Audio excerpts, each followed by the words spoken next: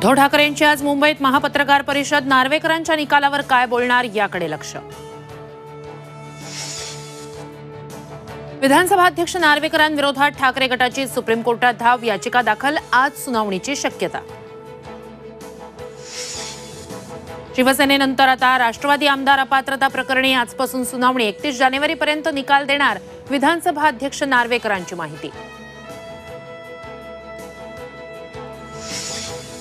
भाजप शासित राज्यातील सर्व मंत्र्यांची आज दिल्लीत बैठक। लोकसभा निवडणुकीच्या पार्श्वभूमीवर पंतप्रधान मोदी साधणार संवाद।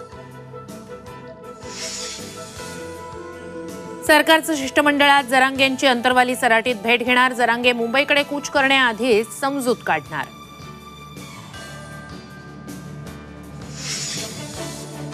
आणि अयोध्येत आजपासून धार्मिक विधी। श्रीरामाच्या मूर्तीची 18 जानेवारीला गाभाऱ्यात स्थापना।